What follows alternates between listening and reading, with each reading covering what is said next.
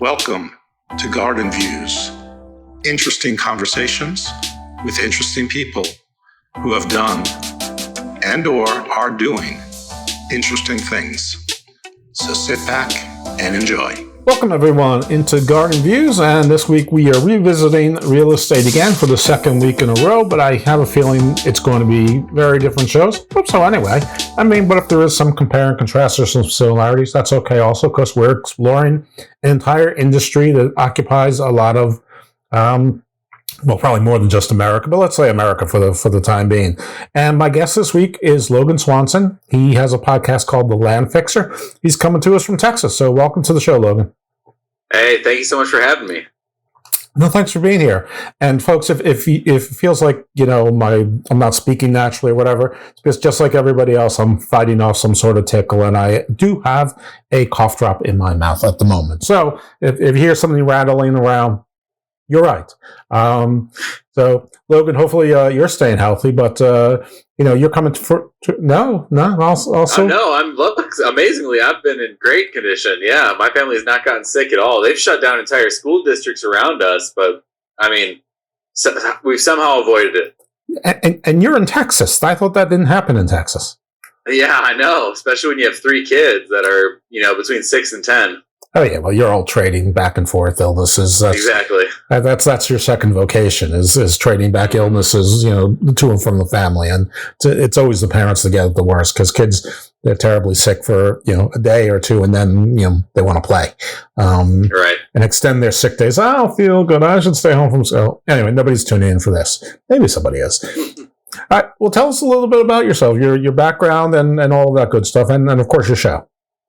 Yeah. Well, I used to be a project manager for a construction company for a few years. Before that, I spent, about a decade or so in restaurants, from serving to bartending to managing, back to serving. And around 2018, I got into real estate, specifically buying and selling land. And, I got a taste for that freedom, and I haven't turned back since. So I've been self-employed now for whatever that makes it, 7 years or so. Going on lucky 7. Going on that itch.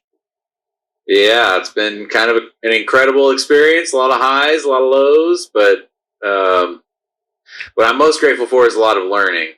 I'm no longer just learning how to email for other people or something like that. Well, obviously all your years in the restaurant industry, dealing with people, had to make you, if you weren't a talker before, it taught you how to be a talker.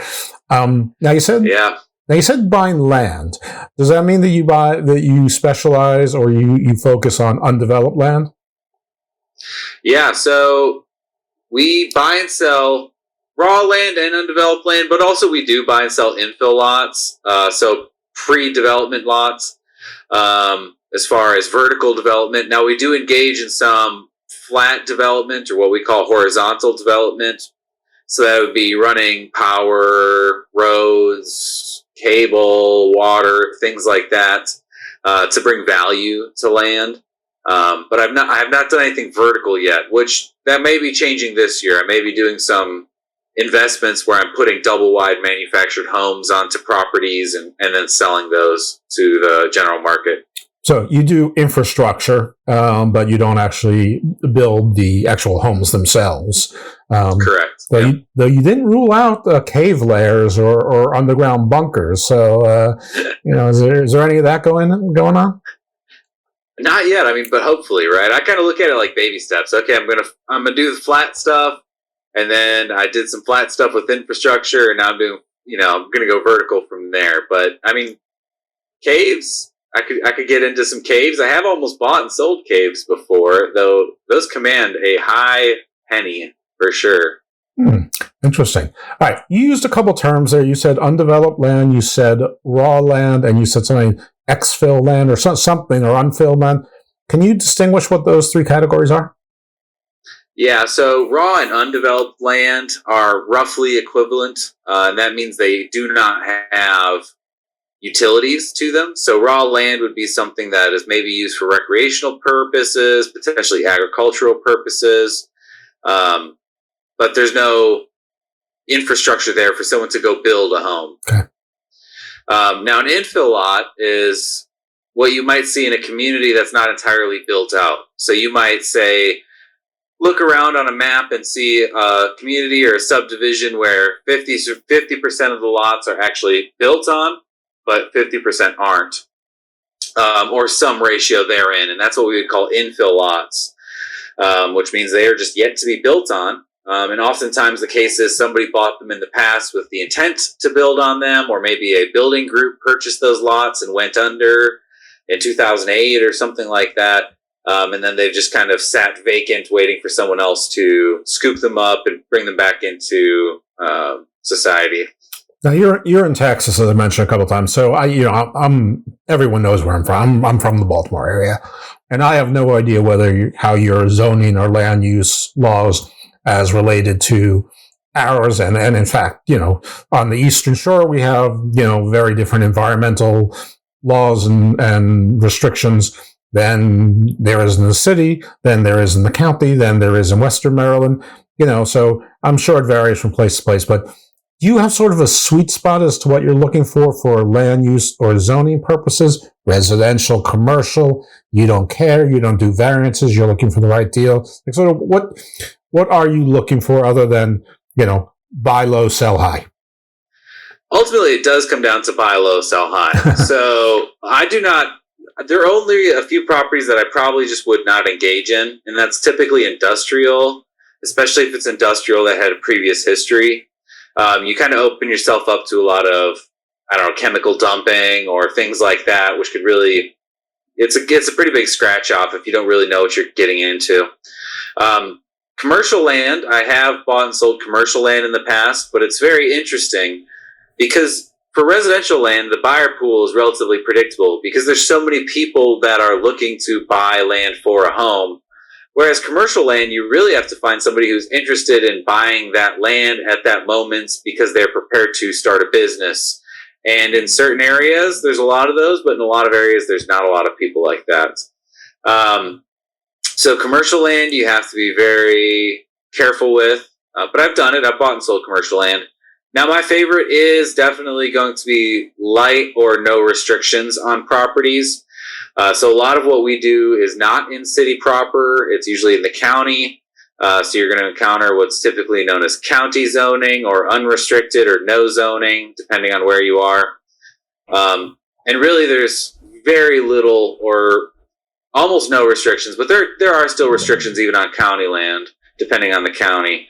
But we definitely want as little restrictions as possible, even to the point of us operating only in specific states. We're not relegated to just Texas, but we tend to operate in what we call the freedom states, and that's like Tennessee, Florida, Carolina, Georgia, Mississippi. A lot of those areas have much more investor-friendly laws and restrictions in place on the vast majority of property, as well as the states tend to be mostly public land.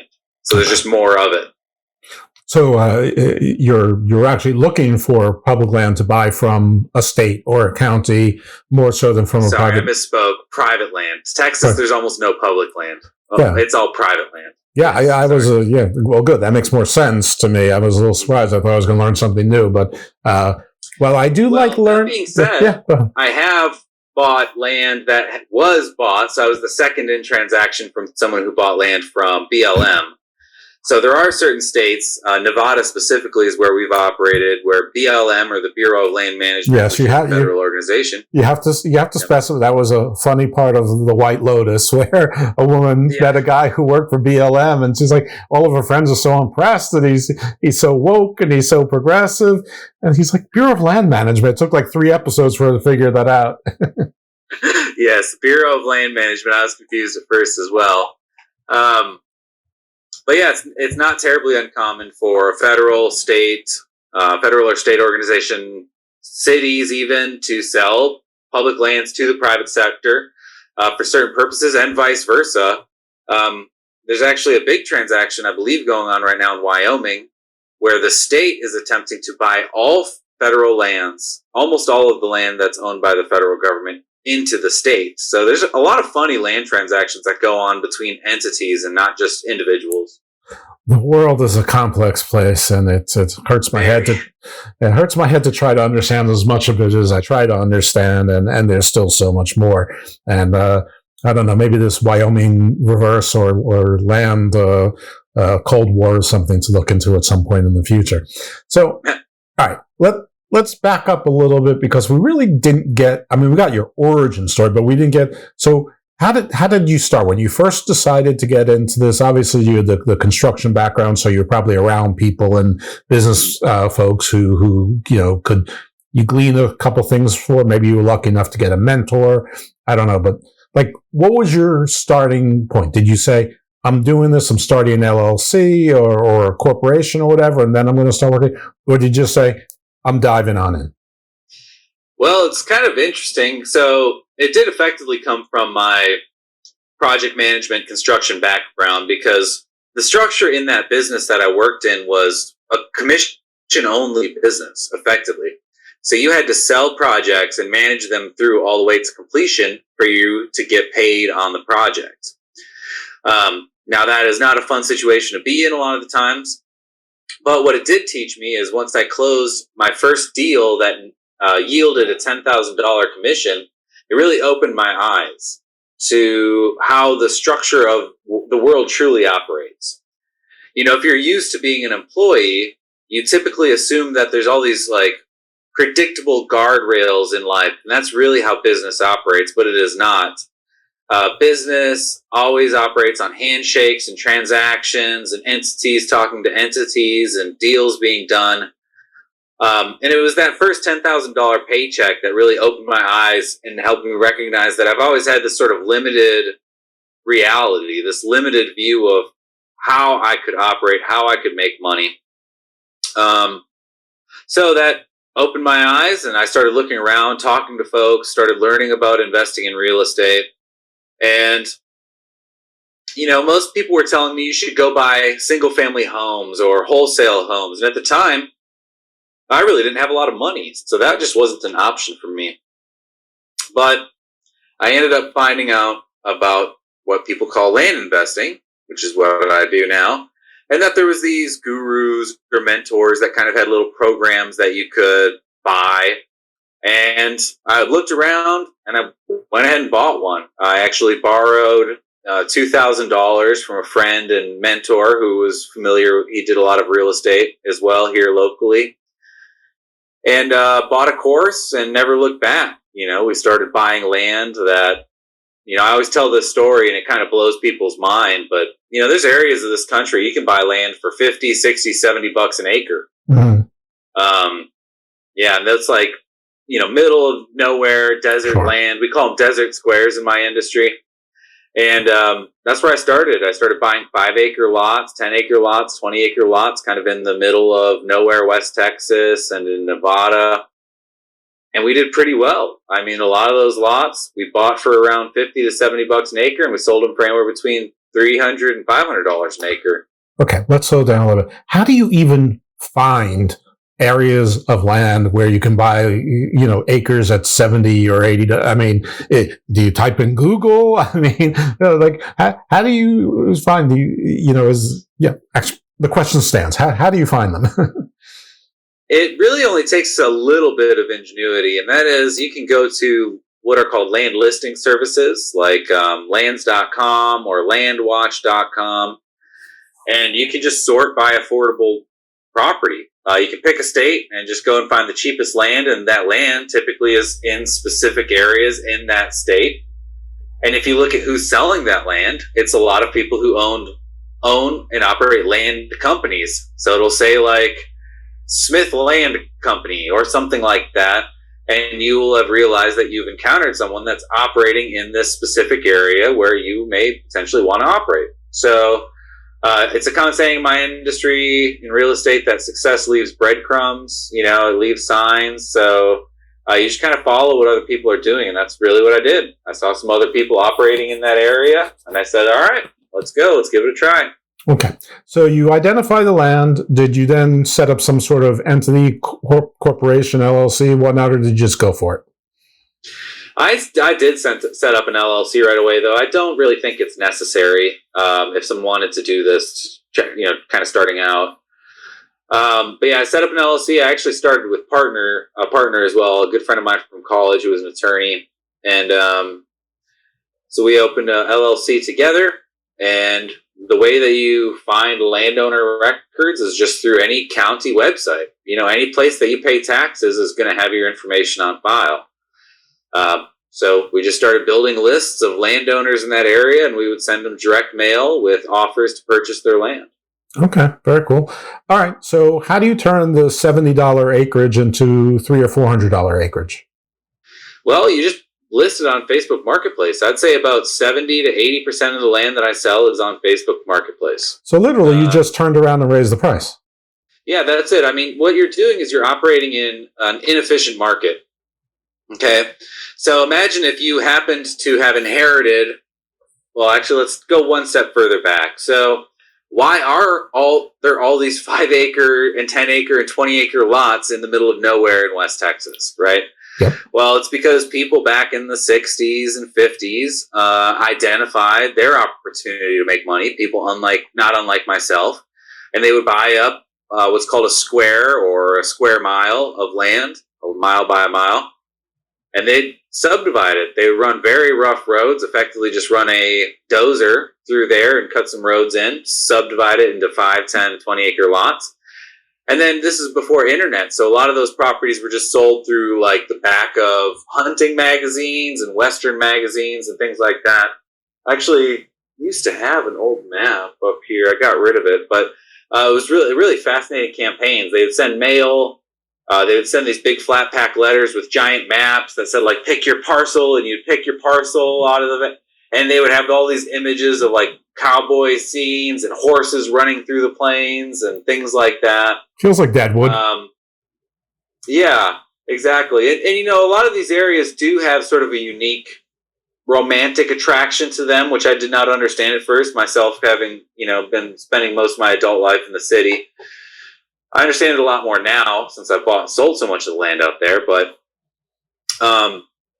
folks that bought that, in their 30s or 40s and back in the 50s and 60s, now they're passing away. These properties are typically being deeded or willed over to family members who are like, what am I going to do with a 5-acre parcel in, Brewster County, Texas, when I live in California? Are the property taxes more than the value of the acreage in some of these cases? No. I mean, the property taxes on these properties oftentimes are $8 to $10 a year. Oh, wow. Like that. Yeah. Vacant land taxes, there's typically very low holding costs on vacant land, especially if you compare it to a house or something like that. So typically when you're getting a tax assessment of your property, there's going to be a land value. Like if you're looking at it for your house, for example, there's going to be a land value, and then there's going to be an improvement value. Yep. And typically the improvement value is going to be like 4 or 5 times the land value. Right. So if it's not improved, your tax is usually pretty low. Right. Unless you have gold or something underneath it that's already known about.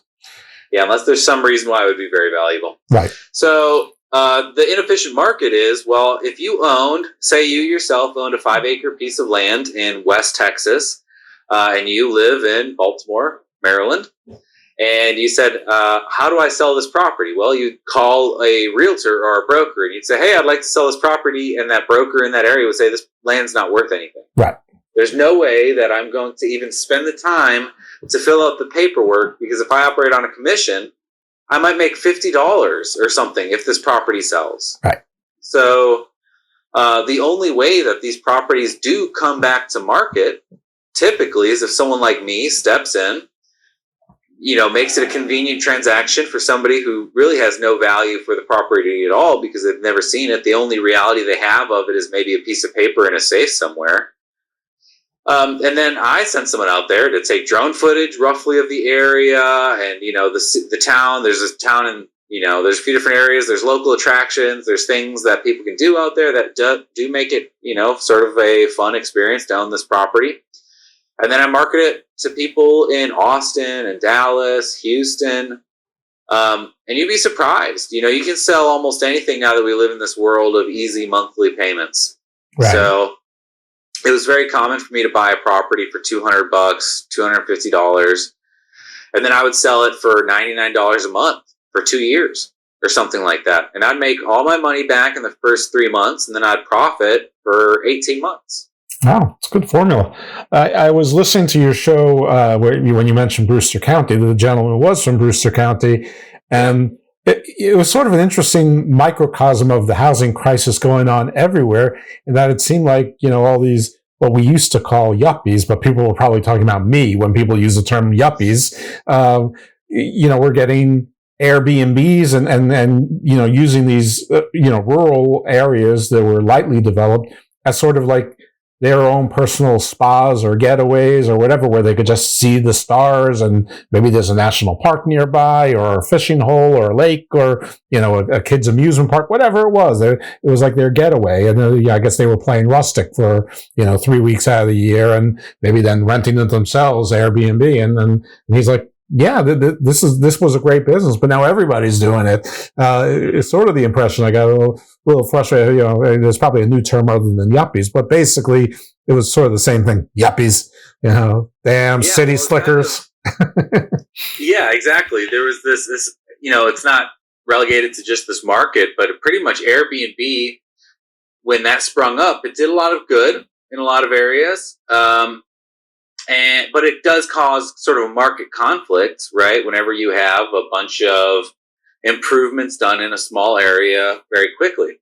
Now, the benefit here is this area, Brewster County, if anyone's interested, go to the Land Fixer podcast. It's on all your podcatchers, and listen to the most recent episode. It's about a guy who does Airbnbs out in this tiny, very sparsely populated area called Brewster County, where I bought and sold a lot of land.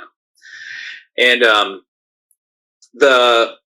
this area is just too small for like a large hotel chain to move in or something and really provide the opportunity for people to have a sort of maximal experience of this area.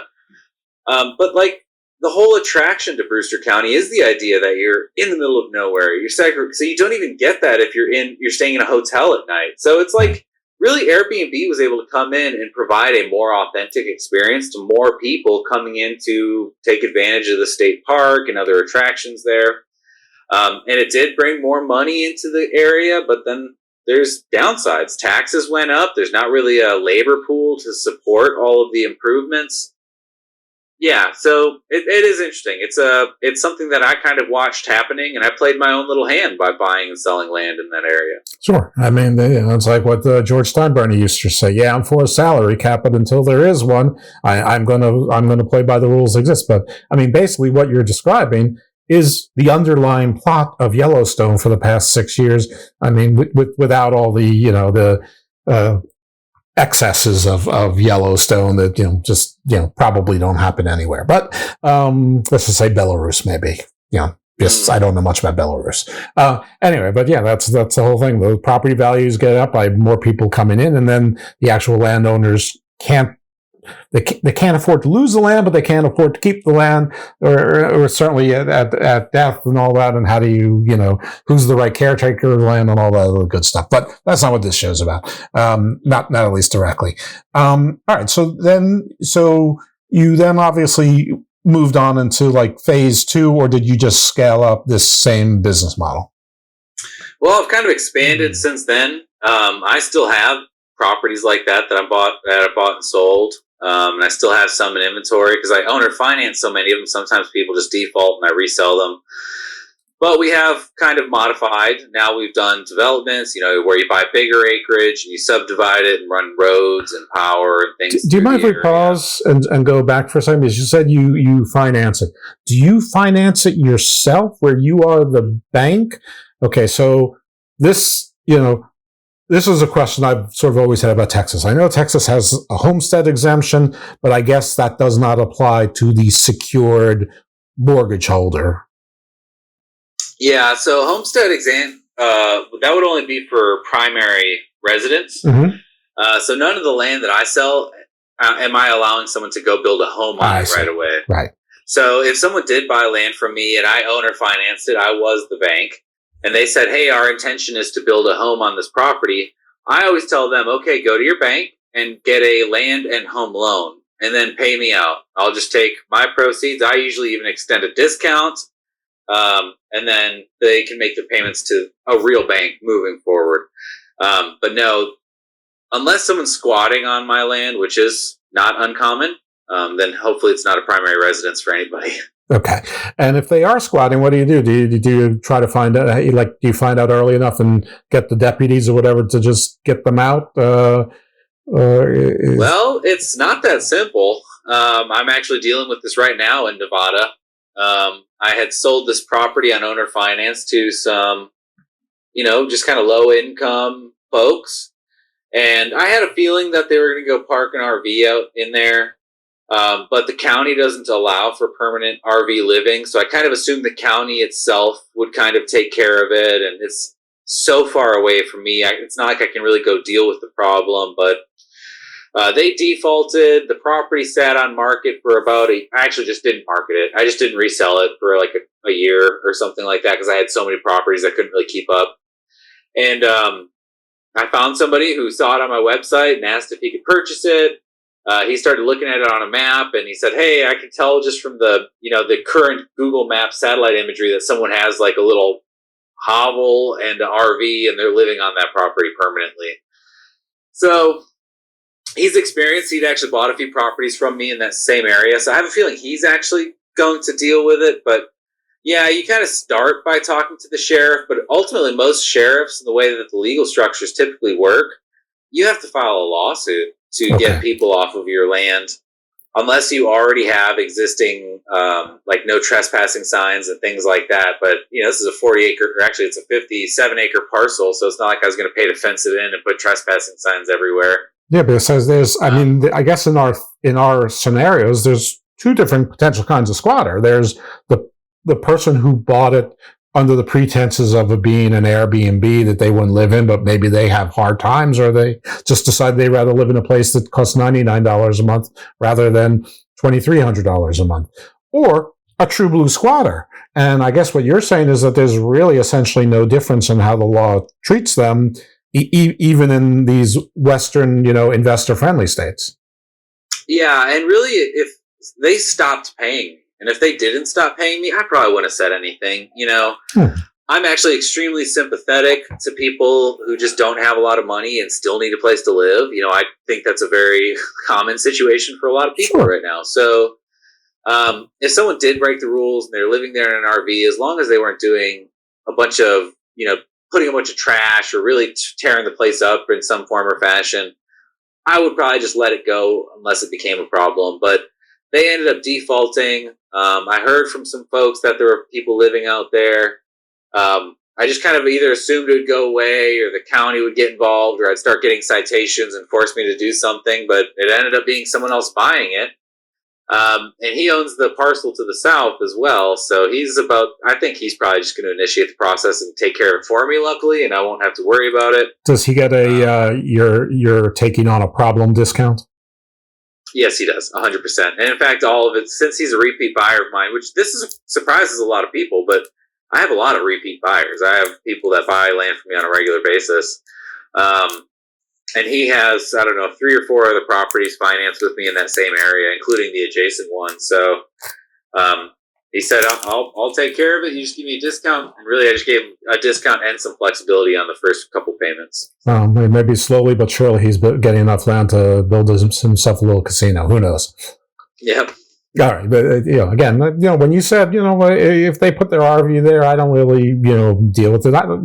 Philanthropy or not, I don't really blame you. That's a policing issue. That's a governmental. You're not allowed to have an RV there. That's not your job. It's a buyer finance thing. It's not infringing on your title. So I mean, that's not necessarily you would deal with. All right. At some point, when I said, let's pause and go to the financing thing, you were on a roll about something else. So let's bring us back to there if you remember where it was. So you were talking about, okay, yeah. So I think you had asked me, where did I go from there, right? So I did so I effectively started in the middle of nowhere and then I scaled there. So I went from flipping 5-acre lots to 10 to 20 to 50. And the largest property that I flipped out there was a 320 acre lot, which this is kind of a crazy story in and of itself. I have an episode on my podcast where I go really in depth on it because it was a wild ride, but I bought a property for $65,000, and that was a 320 acre property out there in Brewster County. And I sold that for $199,000, just that one property. So I scaled up, and then once I did that, I started moving closer and closer to home because out there it's really hard to make a lot of cash sales. So I said, all right, if I want to do more cash sales, I need to work in markets where people are more likely to buy something to build a home on it or kind of use it immediately or actually have money to do anything to begin with. So I moved to areas closer to home and circulated around what I call sort of secondary and tertiary markets in Texas. So that wouldn't be like your Dallas. It'd be like Temple, Texas, or Sulphur Springs, or some of these towns and areas an hour and a half outside of a major city or metroplex. Had success there. I did some of these subdivision projects, and then eventually found a partner who wanted to open another company with me, which is a funding company. So land flippers, much like I am, come to me now and say, hey, I found this great deal of a property. We can buy it for 40 cents on the dollar and sell it for, $1 on a dollar over a 6-month period. Would you buy it for me? Would you fund the deal? So we started that company, I guess, closing in on 2 years ago now. And that's kind of opened up things. So folks are bringing me deals all over the country. We have a large development in Tennessee right now. Do you have an LLC or a corporation or some entity in all of these states, or do you have multiple entities for the multiple properties? Or you just operate under your Texas company and you're registered to do business in multiple states? Just my single entity. And really it comes down to, am I doing business or not? Buying a piece of land and then selling a piece of land does not necessarily constitute a business in and of itself. So, I think I skirt the rules here a little bit, maybe. I'm not a registered entity in every single state I operate in. But if you talk to different attorneys, you'll get different opinions on if you do need to or not. Yeah, I guess I should say here, this show is not for legal advice, and although I am a lawyer and sometimes we cover legal, this is for information and entertainment purposes only. And if you want to get into this, talk to your own lawyer, tax advisor, financial advisor, etc., etc. Yes. Really don't listen to anything I say, actually. No, please do, and eat popcorn and listen to it 17 times and have all of your friends and family listen to it 17 times. That's right. That's right. And then go listen to his show and all of them 17 times as well. Exactly. Right. And like the old Breck commercial, tell two friends and all of that good stuff. That's when I first met Heather Locklear, by the way. Is that correct? I think I'm too old for you to get that reference. Anyway. All right. So we got that. And so it's funny because the guy I spoke to last week was sort of like you. I mean, he's like, I started it. I didn't really do an LLC, but since then, now I structure different deals. I scaled up. I work with some of the same people. He talked about a syndication.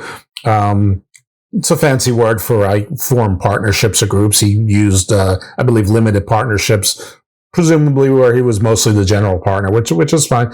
I wouldn't use the word syndicates because it seems like crime to me as opposed to something more banal. But different people like different terms and don't like different terms, and that's fine.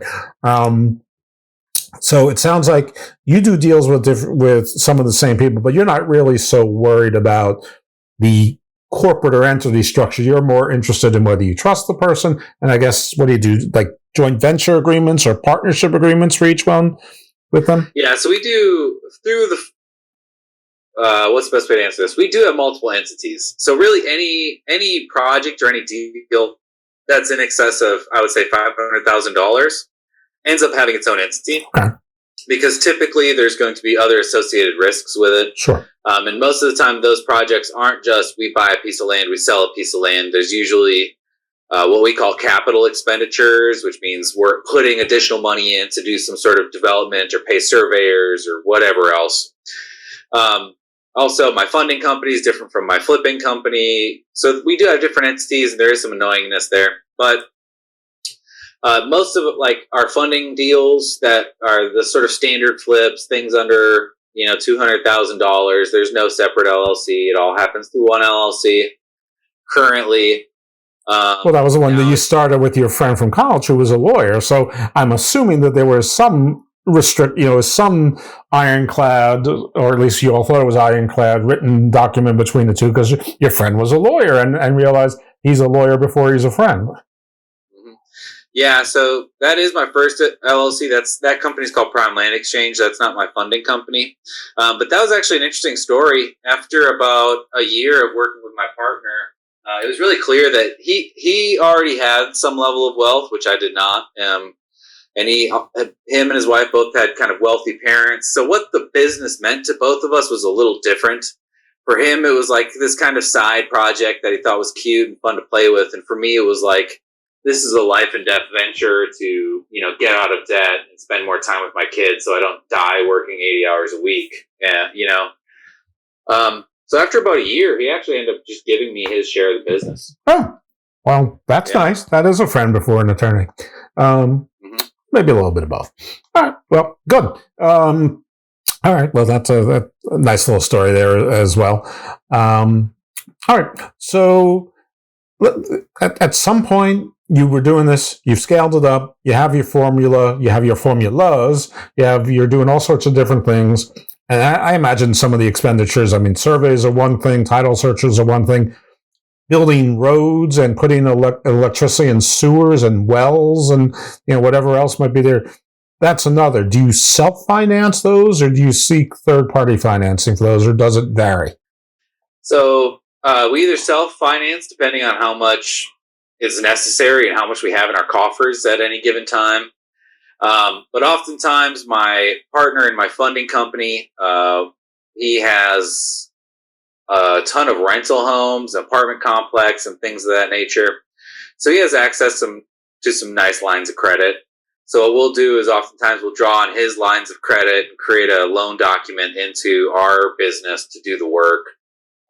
So we don't go to a bank, for each project, but rather we just use lines of credit. Okay. Well, that makes sense. That's why you have lines of credit. Mm-hmm. Now, the lines of credit, do they have any particular security, or have you done enough work with them that your security, that your business has credit at this point? Well, he has the homes. Those are the security. So I think it's technically called a portfolio line of credit. So they look at all of his assets, including the assets in our business. And they say, okay, well, yeah, this is safe. If he really has to liquidate a property to pay us back, or if we need to go seize a home, we can. Okay. But the home, what about that homestead exemption thing? Would that apply to any of the home or? None of those rental homes would be a primary residence. Okay. So the homes we're talking about is not his residential home. It's just, we're calling it a home because what else do we call a house? Where exactly mini hotels, I guess we call them, or whatever. I can't think of a better phrase either. All right. At what point did you decide, I should turn this into a podcast and then, maybe use as a lead for business or for the networking or whatever other good fun things that come out of a podcast? We all dream to get revenue and sponsors and things like that too. I'm not going to ask you about that, but at what point did you decide to turn into a podcast, and what has that done, if anything, to change your business? Well, for my podcast specifically, I got to the point with all of my businesses where the audience to which I wanted to speak, to either draw capital, to source deals, to find joint venture partners, to have people bring me leads, etc. It became too wide of a net for me to have individual campaigns to try to attract all those sorts of people. Mm-hmm. So it ended up just making a lot more sense for me to create sort of a unified brand that I could spend a lot of time pouring myself into, generating a lot of content, and then being able to disperse that content to attract all the different sort of people that I want to be a magnet for in the various aspects of my business. If that's clear, I'm not sure. It is clear. But my next question is, did it work?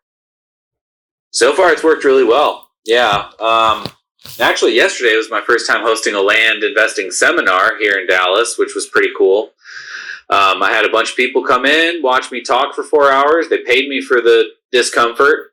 And out of that, I've gotten a number of great connections. Folks that are either knowledgeable in things that I lack knowledge, or have access to things that I could potentially need access to in the future, et cetera, et cetera. Real estate, eventually, once you get to a certain level, it all just becomes kind of a game of who's in your Rolodex. Who do you know, and who knows you enough to work with you. So by having that brand and that platform, it's really important. Well, about a half hour ago or so, you said that you borrowed $2,000 and went to a course and haven't looked back. Are you now that course? No, not necessarily. I'm actually kind of anti that course. Effectively, you get to a point in any vertical in real estate where there's more mentors than people that are actually doing deals, right? So there's a lot of people who are just kind of making money selling courses. They don't really do the business anymore. And I'm not really opposed to them per se, but what happens is there's this inherent contradiction, right? So if you're trying to create a course that is generic enough to be useful for anybody, it effectively becomes too useful to be useful, or too generic to be useful to anybody. So because of that, I don't think I could figure out a way to actually do it effectively, nor do I really want to do it effectively. That being said, I have worked with a few people in the past who hired me to guide them through certain aspects of the business, or partnered with me specifically because I have knowledge that they lack, etc. But no, I would say I'm definitely not someone who's selling courses or being a guru in any way. I do like educating and adding to the space, but I usually do it in a very affordable or free manner. Yeah, I see a lot of people who are motivational speakers, and they're coaches and consultants of one form or another. And I'm just wondering, with so many of them, who are they coaching and consulting? I mean, who are all these helpless people with jobs that need coaching and consulting to get them from mid-level to high level? And, I don't know. I think we're, as a society, a little bit addicted to trauma and being in a service industry, but yet we carry on. So anyway, my little editorial aside, which does not represent the views or opinions of our guest. You can't even see his face, but he's scowling at me. He's snarling at me, saying, you're wrong, Whitman. America's terrific. And everyone's perfectly healthy and wonderful. All right. I don't know how else to ask this other than to ask it, but I imagine in your business you need to have some sort of spider sense, some sort of radar, some sort of sketchiness radar. Is it just a gut? Is it an instinct? I mean, I'm sure once you get a network of people, they'd say, beware of Jeb or beware of Jeff. I'm Jeff, or whatever the case might be. But like, do you have to have some sort of innate sketchiness, or do you just get burned enough times that you recognize fire? Well, first, you do start learning. There's tells, right? Especially in real estate, because it's very easy to talk very generically about real estate, but once you're very knowledgeable in a specific aspect of real estate, most people will, if they're not able to answer, say, a handful of direct questions clearly, without having to obfuscate or backpedal or things of that nature, there's a good chance that they are knowledgeable. If they can't answer those questions, if they can't, or they do obfuscate, there's a good chance that they may not be the sort of person that you want to associate with. I would say that I actually kind of lack sort of an inherent ability to, or a spidey sense or an intuition to suss people out. Mostly because I'm very trusting. I'm very affable. I love people. I love hearing people's stories. I give the benefit of the doubt most of the time. But I'm very lucky. That's offset. My first business partner, or my best business partner, is my wife. So she's often present in a lot of these deals, or when I'm meeting business partners, and she sees right through people. She'll be like, "Don't look. That's not someone you want to mess with too much," or She's very good at safeguarding my time for me, which I don't always value. Oftentimes I'll just be like, oh, whatever. I'm just kind of stumbling through life and having fun. I'm like a kid in a sandbox. But then also my business partner in my funding company, his name's Ryan, and he is, we kind of call ourselves good cop, bad cop in a lot of our business dealings. I'm the one who's like, yeah, I could definitely see how this works. And then he gets on the phone and he's like, this is crap. We're never going to do anything with you,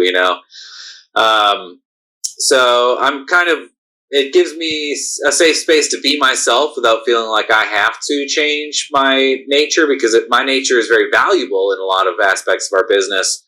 But I have safeguards.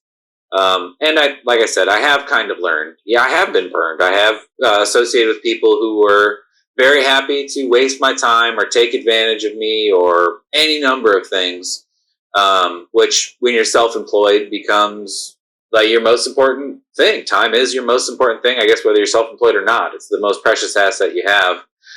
So I don't know. I guess that's a long answer to a very important question, but that is the nature of it. You make a deal with one bad partner and you'll pay for that deal. And I've had bad partners. I've had to remove myself from bad business relationships a handful of times now, and it can be messy and very uncomfortable. And I've had lawsuits and things like that. They just kind of happen in real estate.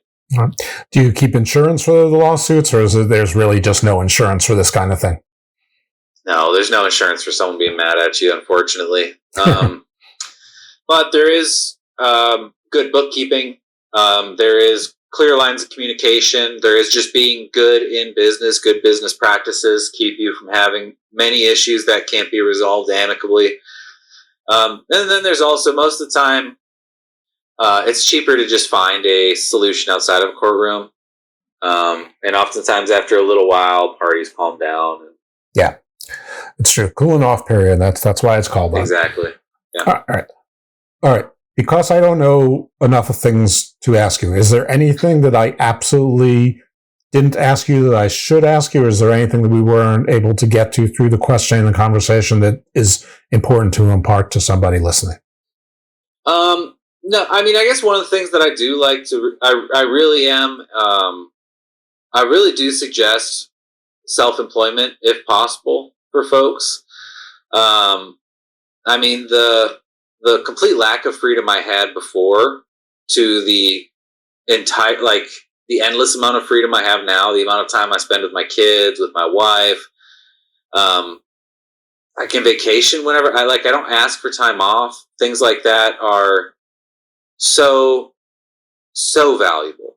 And I think it's something that most people can't even really understand until they've had that experience. Like, in real estate, it's very common to have really high highs and really low lows. You know, I've had months where I've made six figures, and I've had periods where I haven't made any money for 2-3 months in a row. So, yeah. Oftentimes when you're a business owner, it takes a certain amount of patience and the ability to deal with anxiety and frustration, and you have to be creative and all these things. But I would not trade that aspect of it for anything.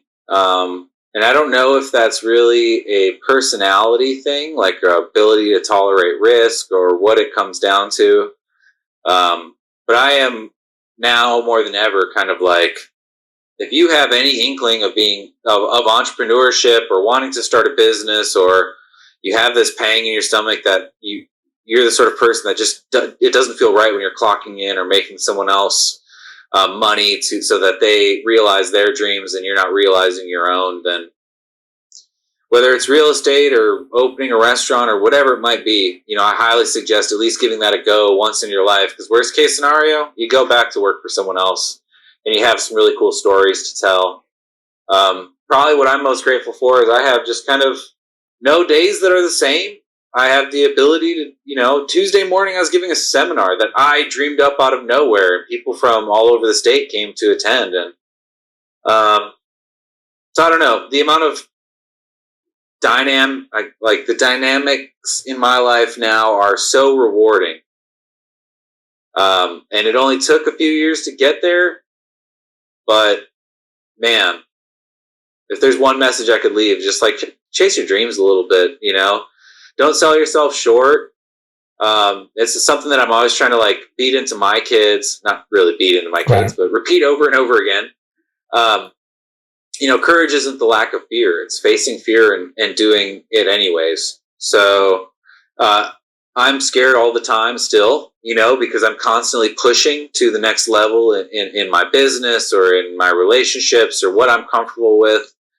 But I think the only thing that separates me from a lot of people is just willingness. It's not that I'm brilliant or exceptionally hardworking, even. Well, that's sometimes what it is. It's just someone saying, I'm going to do it, and doing it. The difference between saying and thinking and doing is sometimes all it takes. Okay. So I'm going to ask you to give all of your socials and where people can find and follow you. But before I do, I'm going to do the gotcha question that was never intended to be a gotcha question, but it seems to be a gotcha question for almost all of my guests. And that is there an outro song that you'd like to hear that you associate with what you do, our conversation, or just popped into your head right now? An outro song. Well, I have a song that's been stuck in my head all day. Pink Skies. Have you heard that song? Nope, but if you tell me who it's by, I'll find it. Yeah. Let me pull it up here real quick. Well, while you're pulling it up, you can... Zach Bryan. Pink Skies by Zach Bryan. Okay. And while I'm pulling it up and sending it to my producer / wife, you can tell everyone about where they can find you and your show and all that other good stuff. Yeah, so I have like I said, kind of a mess of entities and things that I do. So if you go to thelandfixer.com, you can stumble into my podcast. There's a button there to email me. You can check out a website where you can buy land or sell land or do all sorts of land-related things. But mostly I just hope folks come and check out my podcast. It is kind of a real estate podcast, but like there's episodes that are just stories from cool people or stories from deals that I've done or things that interest me. I'm bringing on a soil scientist to just talk about dirt and types of dirt and why some are valuable and some are not, and all sorts of kind of wild stuff. It's kind of my mechanism for just enjoying the bizarre nature of my own thoughts and bringing that to people around me. Yeah, that's something that would interest me as well. I mean, I actually found somebody through that Facebook group where I think we met who's a geologist and a volcanist. So I'm like, hey, awesome. Hell yeah. Last dopey question. How are you enjoying the Gulf of America? Is it much better than the Gulf of Mexico? Still dirty. Still dirty. Okay, fair enough. All right. Well, thank you for your time and your expertise and your information. Definitely a very different show than last week. There were some data points that they were similar, but really that was more of a rental type of situation. Yours is more of a buy and sell, which is good. I didn't want the exact same thing, and that all works. So, folks, if you like what you hear, give the show a try, subscribe, and if you're here by accident or you're just listening because you like Logan and you never heard this show before, subscribe to Garden of Doom and you get Garden of Doom, Garden Views, and GOD presents the Book of Black, though sometimes it's the Book of Thomas, or the Gospel of Thomas, sorry. All right. So I am rebranding. So by the time this show drops, this might be the primary show might be Garden of Thought. It's still the right show. So Garden of Doom or Garden of Thought is sort of esoteric, UFOs, cryptids, anthropology, history, archaeology, comparative mythology, religion, you name it, occult. It's there, including some pop culture properties that, well, obviously that I like Lost and vampires and H.P. Lovecraft and Babylon 5 and Battlestar Galactica. Garden Views is like this. It's sort of, so if Garden of Doom or Garden of Thoughts is sort of like the History Channel primetime and later, Garden Views is sort of like your magazine show where we take a deep dive into one issue, whether it's legal, business, or tech or science, something of that nature.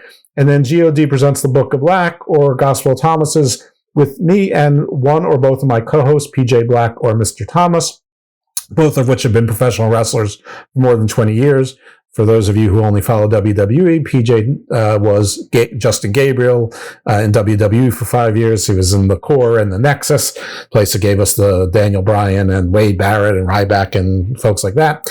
So we talk to people in and around wrestling, mostly about non-wrestling stuff. So if you want to hear wrestlers talk about, Freemasonry or starting a cult or, all sorts of stuff, or occasionally you want to hear Two Macho Men and me cry over Bray Wyatt being dead, that's a place to go. So anyway, check that stuff out. And the next thing you're going to hear, if you're not already hearing the introductions of it, is Zach Bryan, no copyright infringements, de minimis, singing Pink Skies. Thank you very much, Logan Swanson. Appreciate you being on the show. Thank you. Kids are in town for a funeral. So pack the car and dry your eyes. I know they got plenty of young blood left in them, and plenty nights under pink skies you taught them to enjoy.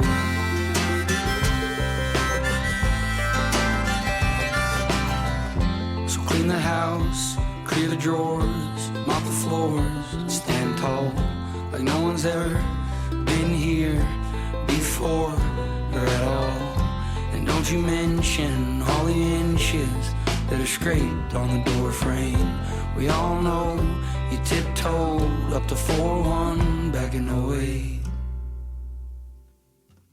If you could see him now, you'd be proud, but you'd think days yuppies. Your funeral was beautiful. I bet God heard you coming.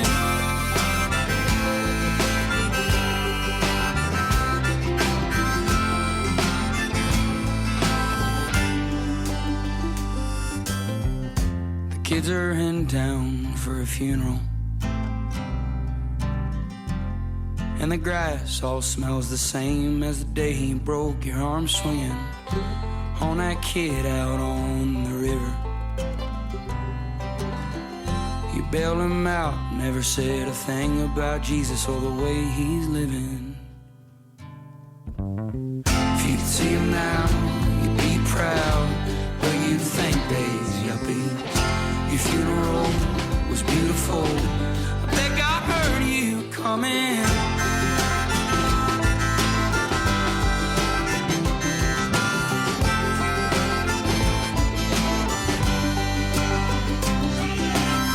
If you could see him now, you'd be proud, or you'd think days yuppies.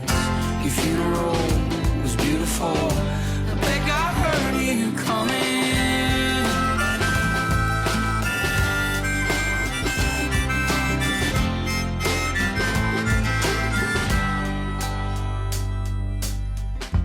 Kids are in town for a funeral, so pack the car and dry your eyes. I know they got plenty young blood left in them, and plenty nights under pink skies you taught them to enjoy.